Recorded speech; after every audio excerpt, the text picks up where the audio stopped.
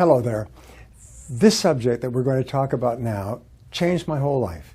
Again, it was the turning point in my career when I first learned this. And every mistake I've made in sales is when I forgot this. And we call this relationship selling.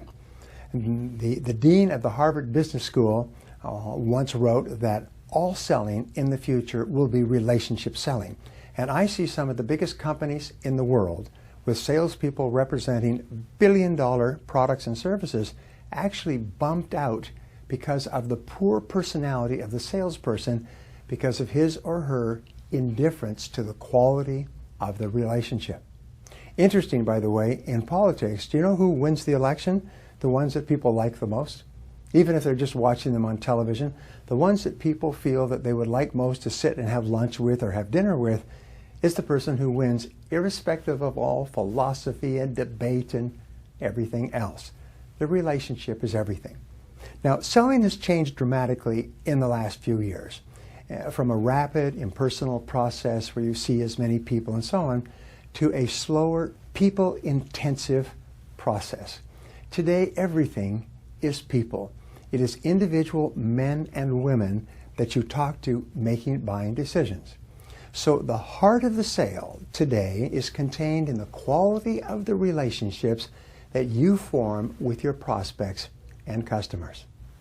The very best and most successful salespeople are those who are the most capable of entering into and maintaining the highest quality relationships with people who can buy from them and recommend them to their friends and associates. In fact, the number one word to describe the most successful salespeople worldwide is the word nice. He or she is a nice person. Now, in this session, you learn the key elements of relationship building and relationship selling and how you can apply them to every part of your sales activities. Today, everything in work and sales is relationships, from getting a good table and getting good service in a restaurant all the way through to every part of your life. In fact, 85% of your success and happiness in life will be involved with other people and be determined by how well you get along with other people or not. Now, in society today, increasing levels of high tech leads to increasing levels for high touch to maintain balance. If you start off with low tech in the middle, as you become higher and higher tech, you must become higher and higher touch in order to balance this need. Sometimes I ask, what percentage of people's decision making is emotional and what percentage is rational? And my audiences will give me a variety of numbers, 80, 90, 70, 60, and so on. And I say, no, people are 100% emotional. People are completely dominated by their feelings. They, first of all, decide emotionally, and then they justify their decision rationally or logically. Emotions are everything. Now, the friendship factor is the key to all success in selling, is that all top salespeople are described by their customers as being their friends as well. The company's most valuable asset in the marketplace is its reputation, how it is known to its customers. Again, this work out of Harvard is important. Your reputation for your company is more important in making sales than anything else. And your most valuable asset is the same. It is your reputation. It is how you are known and thought about by your customers. It's how they feel about you when they see you or when they think about you. That determines everything they do with regard to you. There are some key facts about sales relationships. First, sales relationships are hard to form because of the amount of competition in the marketplace. You can't just go out and say, I'm going to form a whole bunch of relationships, because people are skeptical, they are suspicious, they are busy, and relationships take time to form. It takes a lot of interaction between two people before they start to feel comfortable with each other. Now, the next point is that relationships, once formed, are easy to maintain if you pay attention to them. So they're hard to form, but they're easy to maintain. Almost like spinning plates. Once the plates get spinning, you can keep the relationship going as long as you pay attention. Now, the decision to buy is the decision to enter into a long-term relationship with you and your company. We sort of say that it's like a business marriage. When you ask the customer to buy your product or service, you're asking the customer to get married, to enter into a long-term relationship. Now, once a customer buys from you, several things happen that are really important. First of all, the customer becomes dependent on you and your promises, like in any relationship.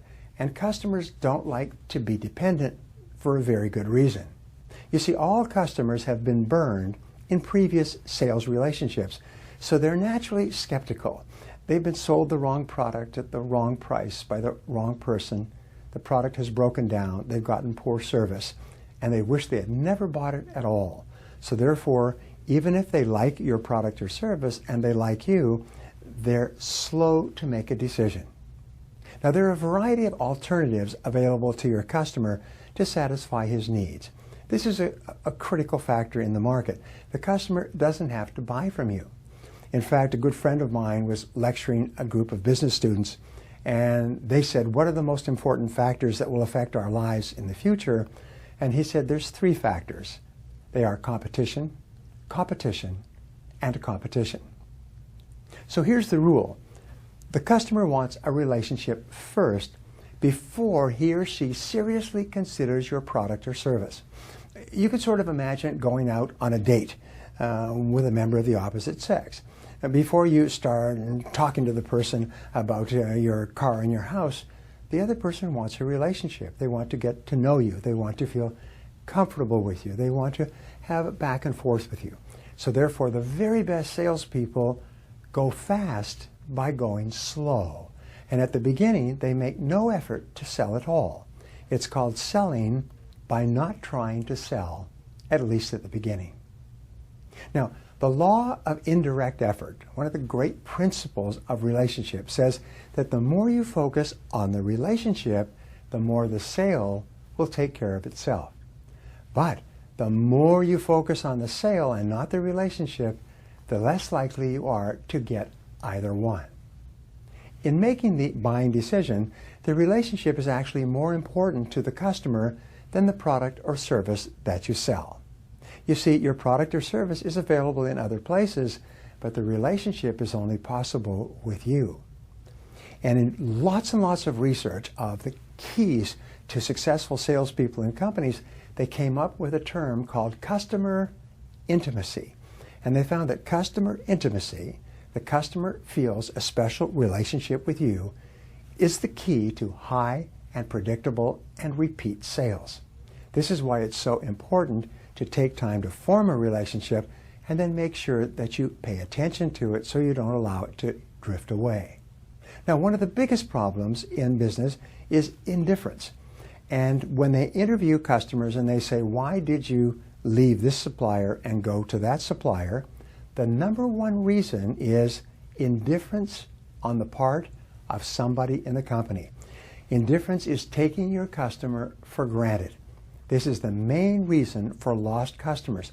It's not prices or even quality or competition. It's just that you didn't respect the customer and pay attention to the customer and weren't sensitive enough to the customer.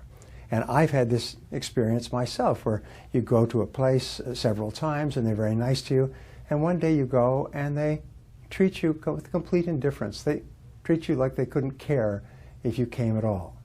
And what happens is you go away and you never come back. So it's really important. Keeping a customer is much easier than getting a new customer, and much, much easier than getting that customer to come back.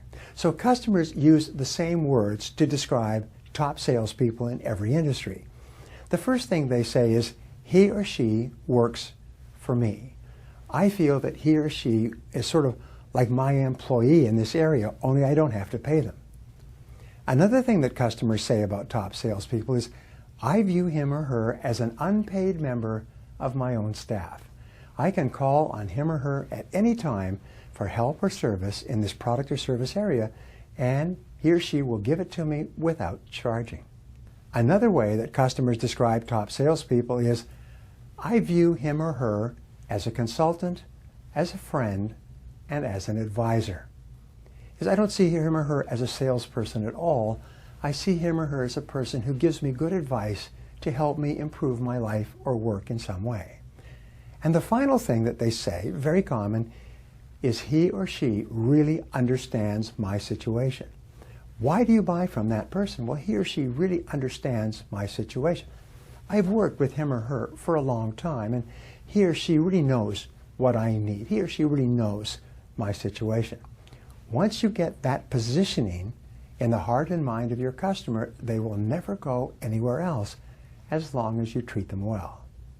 Now, the key to relationship selling is trust and credibility. The larger the sale, the more important the relationship, because there's a greater risk. The more people who will be affected by the purchase and may be happy or unhappy, the more important is the relationship. The longer the life of the product, or the longer the length of the decision to buy, the more important is the relationship. Now, for a first-time buyer of your product or service, the relationship is extremely important because the first-time buyer is the one who is the most concerned about making a mistake because of their lack of knowledge and experience in your product or service area. You see, the key variable in modern selling is risk. And a good relationship lowers the perception of risk on the part of your customer. And this brings us to one of the most wonderful breakthroughs in selling. This is basically a career maker for you. I call it the new model of selling, and it's my own invention and contribution to the profession. It's the key to sales success. Now, in the new model of selling, what you do is you imagine a triangle, and the triangle is an upside-down triangle, and it's divided into 4 quarters, or basically 4 parts. The first part of the new model of selling is trust. Trust means establishing a high level of trust with the client, and it represents fully 40% of the sales process. So if you're looking for how much time you allocate with your customer, you spend at least 40% building the relationship.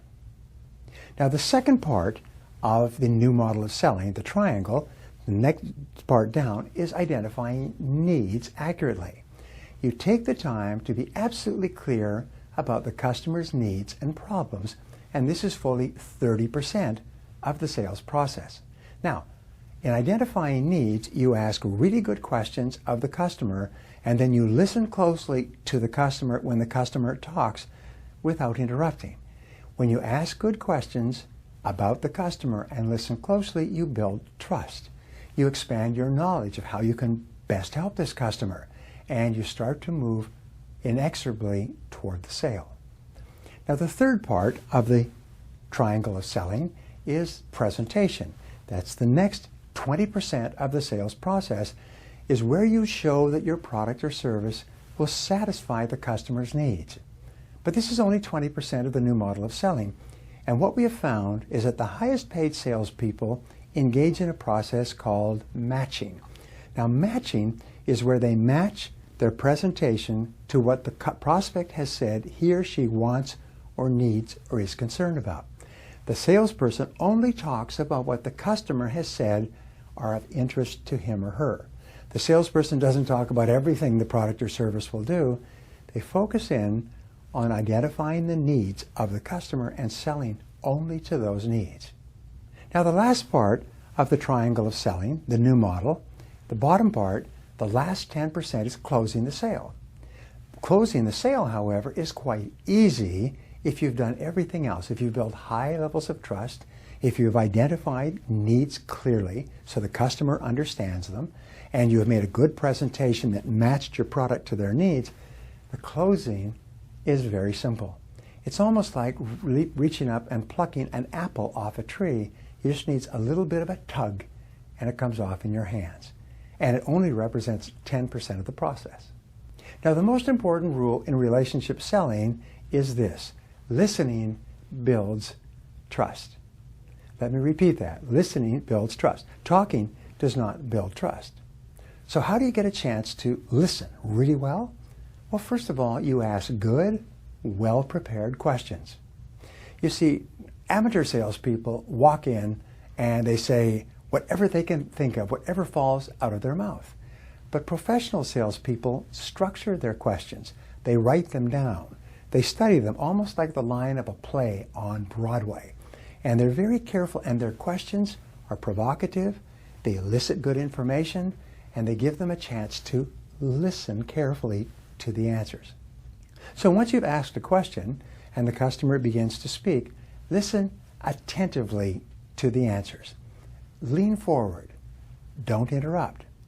There is nothing more flattering to a customer than for you to lean forward and nod and listen, and make no attempt to interrupt. There's nothing more insulting to a customer than for you to keep jumping in and adding and tripping the customer when they're talking. The highest paid salespeople in the world are not great talkers, they're great listeners. So here's a rule: nobody ever listened themselves out of a sale, but people talk themselves out of sales all the time. So now once you've listened and the customer stopped talking, pause 3 to 5 seconds before you reply. Give the customer a chance to think. Give the customer a chance to revise their thoughts. But by pausing, it gives you an opportunity to consider carefully what the customer said. It enables you to hear the customer better, and it enables you to avoid interrupting the customer if they're just organizing their thoughts and planning to continue. Remember, pausing and allowing silence in a sales conversation is a powerful form of building relationships. All people who get along really, really well have developed the ability to be with each other in the quiet. They don't have to talk all the time. They talk and listen and think, and they create silences. Now, the next part of listening is to question for clarification. Questioning for clarification requires that you ask the question, how do you mean? How do you mean exactly? If the person says this and that and something else, instead of jumping in with an answer, you just say, well, how do you mean? Each time you ask the question, how do you mean, the customer will expand on the question. Human beings are conditioned from infancy to answer when somebody asks them a question. And when a customer says, well, the price is too high, you say, how do you mean? Or I can get a better version from your competitor. How do you mean exactly? And the customer will give you more information that will help you to make the sale eventually. Now, here's one final point with regard to questioning for clarification, is that the person who asks questions has control. Let me repeat. The person who asks questions has control. As long as you're asking questions, the customer will be answering, and you have complete control of the sales conversation. And as you listen, you build trust. And as you build trust, you start to move closer and closer to the sale. The next part of listening is to feed it back, to paraphrase what the customer has just said in your own words.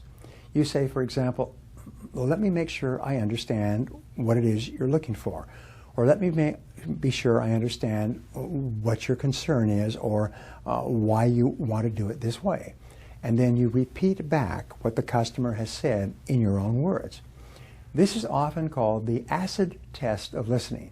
This is where you prove to the other person that you were really listening closely to what they said. Now, here's another powerful technique, is have a notepad open, and when the customer is speaking, make notes. Customers love it when people write down what they're saying, because it means that you think that what they're saying is important. If you think that what they're saying is important, it means you think that they are important. If you think that they're important, their self-esteem goes up and they like themselves more. When they like themselves more, they like you because you're the one who's making them feel so good about themselves. And you get all of those benefits from asking questions and listening and taking notes. Now, here's some rules for building high-quality relationships. The first is that the sale begins when the customer says yes.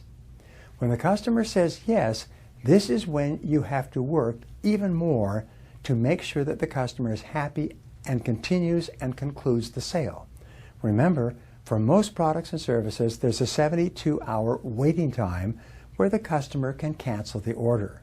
So when the customer says yes, this is when you go to work even harder to make sure the customer is happy. Now here's a second discovery. When the customer agrees to buy from you, the customer feels that you owe him or her something. It's almost like you owe them a debt because they've done you a favor.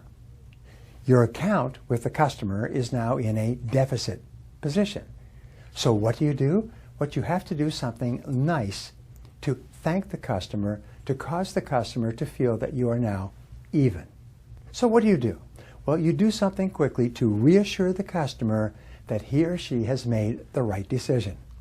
You send a thank you note or a present immediately. You send a thank you email even before that. You pay even more attention to the customer than before. Don't make the mistake of making a sale and then just forgetting about the customer.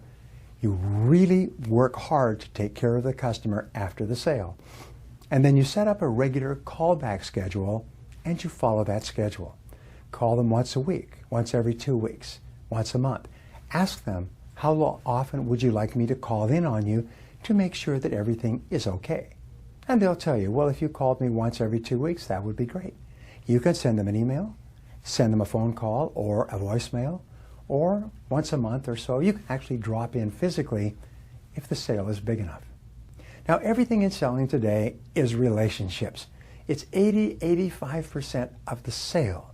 So your job is to become a relationship expert. All top salespeople are really good with other people. Top salespeople know that the quality of the relationship is determined by the amount of time and energy that they invest in that relationship. The only way to increase the value of a relationship is to invest more time in that relationship.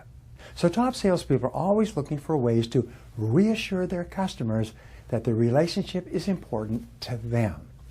The more emphasis you put on your sales relationships, the more sales you will make and the more successful you will be. Now, here are some questions that you can ask and answer to apply these ideas to your sales activities. Question number 1. Give 3 ways to increase the friendship factor in each sales relationships. What are 3 things that you could do to become a better friend to each prospect or customer? Number 2, what are the 3 most important parts of your company's reputation in your marketplace? What are the 3 best things that your competitors and that your customers say about you when you're not there? Number 3, give 3 reasons why customers are reluctant to enter into sales relationships with new salespeople. Why do customers hold back? Obviously you know because you're a customer and you hold back for the same reasons. Question number 4, why is the relationship more important to the customer than the product or service in a competitive market? This is a great question. Number 5, what are the 3 most common reasons for lost sales? You must know the answer to this and then make sure that you're not guilty of the answer. Number 6, what are the 3 most common words or expressions that customers use to describe top salespeople? And number 7, what are the 3 most important benefits that a customer enjoys in a high-quality relationship with a salesperson? What's in it for the customer to form and maintain a high-quality relationship with you? And finally, what 1 action are you going to take immediately as a result of what you have learned in this session to build and maintain better relationships with more people?